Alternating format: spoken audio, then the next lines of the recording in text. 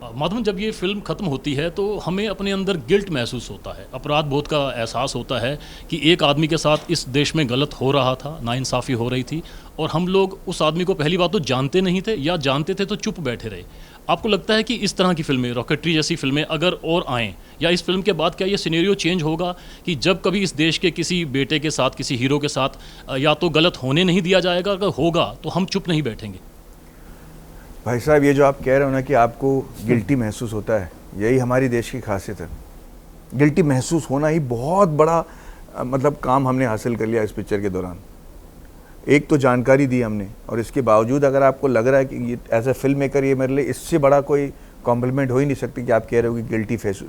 और यही शुरुआत है सर, क्योंकि ना कोई, अगर आप इंसान के बारे में जानते ही नहीं हैं, उसके बारे में पहली बार एक फिल्म के दौरान आप जान रहे हो, और एंड में जाते जाते आप इसके लिए गिल्टी फील कर रहे हो, ये जो गुण है हमारे इंडियंस में सर, ये काफ़ी हमें बचाने के लिए मुझे लगता है कि ये सबसे बड़ी बात है। इसके बाद जो होगा वो हमारे यंगर जनरेशन संभाल लेंगे, पर ये शुरुआत तो बहुत अच्छा है मेरे लिए। माधवन, आपको नहीं लगता कि ये बड़ा आसान सा जवाब है कि 140 करोड़ लोग जिम्मेदार हैं? जो भी नेता उठेगा वो कह देगा 140 करोड़ लोग जिम्मेदार हैं हर चीज़ के लिए। आपने एक नाम, कहीं एक नाम नहीं लिया। कहीं आपको कुछ डर था विवादों का, कोर्ट में फंस जाएगी फिल्म या कुछ और? इसके बारे में तो मैं अब साफ आपके सामने बात कर रहा हूँ, और जो मैं आपसे ये कह रहा हूँ ये नंबे नारायण साहब का भी कहना है। अगर उनको पता होता कि दुश्मन कौन है, अगर उनको पता होता कि गलत आदमी कौन है, तो उसके पीछे पड़ जाते। ये मेरे पास, अगर मैं फिल्म इस केस के बारे में बनाता तो यहाँ पे लाके मुझे छोड़ देना पड़ता कि पास कसूरवार कोई है ही नहीं, क्या फिल्म बनती? लेकिन कुछ नाम, एक दो नाम बाहर आ सकते थे, वो आपने भाई साहब, बिल्कुल आप मुझसे पूछ रहे हो कि क्या मैं इन्वेस्टिगेटिव जर्नलिज्म करना चाहता हूँ? वो मेरा काम नहीं है। आप लंबे समय से सिनेमा में काम कर रहे हैं, लंबे समय से, और शायद मेरे ख्याल से जो आपने दांतों के साथ अपना एक्सपेरिमेंट किया वो 17 या 18 से शुरू किया कि मुझे वैसा लुक चाहिए, और पूरा 5-6 साल होगा। लेकिन आपको लगता है कि यही वो मुफीद समय है कि अमुक सरकार रहेगी तभी ये फिल्म मैं बनाऊंगा, या फिर ऐसा नंबी नारायण साहब से आपकी मुलाकात ही लेट हुई पद्म भूषण के समय ही? नंबी नारायण साहब से मेरी मुलाकात 2016 में हुई। उस वक्त ना मुझे पता था कि कौन सा सरकार रहेगा, मुझे उस वक्त ना पता था कि कोविड आएगा, मेरा फिल्म 2-6 साल रुक जाएगा, मेरा पूरा जो इन्वेस्टमेंट है वो अटक जाएगा, ये सब मुझे नहीं पता था उस वक्त। सच बताइए तो मेरा जो सही वजह है ये फिल्म बनाने की, वो तो मैं सिर्फ कहूँगा कि जुनून। आपने डायरेक्ट भी करी है और आपने एक्टिंग करी है, और एक्टिंग भी ट्रांसफॉर्मेशन जी, यंग से लेकर आप एकदम ओल्ड तक। तो पहले तो मैं ये जानना चाहता हूँ कि कितना मुश्किल था इन तीनों एक्ट को बैलेंस करना, और किस में सबसे ज़्यादा आपको चैलेंज लगा? डायरेक्शन में, एक्टिंग में, ये जो फिजिकल ट्रांसफॉर्मेशन रही पूरी की पूरी पोर्ट्रेयल में? एक लाइन में दे दूँ, पब्लिसिटी के दौरान चड्डी उतर गई भाई साहब, नानी याद आ गई। मैं I didn't think it through, क्योंकि मुझे समझ में नहीं आया था कि मैं ही सब सवाल का जवाब देना पड़ेगा। तो बट हैविंग सेड दैट,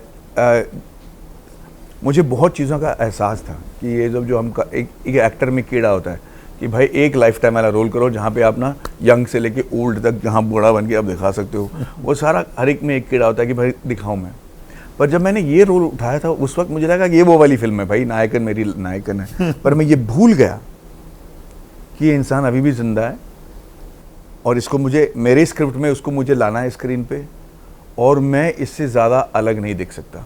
तो भले दुनिया भर में जितने भी लोगों ने एक एज ग्रुप दिखाया हो, किसी ने ये चैलेंज नहीं फेस किया कि आप एक ऐसे क्षण में आ जाएं पिक्चर में जहां आपका निकलना और असली आदमी का आना किसी को पता ही नहीं चले। फिल्म के बड़े अच्छे रिव्यूज़ भी आए, और कुछ ऐसे रिव्यूज़ भी आए, कई लोगों का कहना है कि इसमें इतना साइंस डाल दिया कि बिल्कुल खोपड़ा खराब हो गया। चोपड़ा खराब हो गया, सही बात।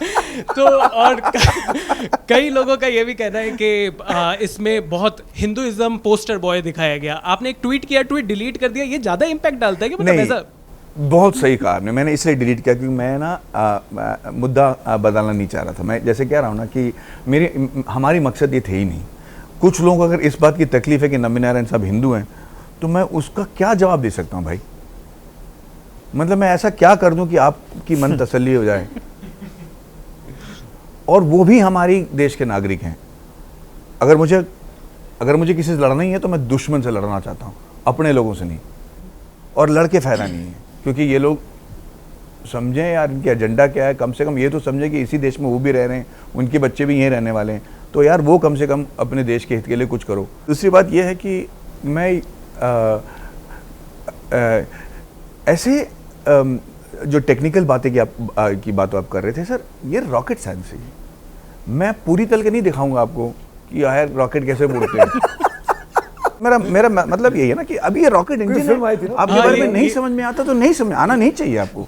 और मैं नहीं सोचा समझा जवाब है ये पूरी तलने वाला जो एग्जाम्पल है। मैं मेरा मतलब ये कि मुझे पता है कि इसरो साइंटिस्ट रॉकेटरी से अपना नाम जुड़ते हुए गर्व महसूस करते हैं। मेरा कहना का मतलब यही है, क्योंकि जो भी हमने साइंस दिखाया है भले आम आदमी को न समझ, और मैं नहीं मानता कि उनको समझ में आता है, जो रिव्यू लिखते हैं जो जर्नलिस्ट है उनको नहीं समझ में आता है, तो उनको लगता है कि मैंने ऐसा कोई मुंह तोड़ बात नहीं कही पिक्चर में, बहुत सिंपल सी साइंस है वो। एबीपी न्यूज आपको रखे आगे।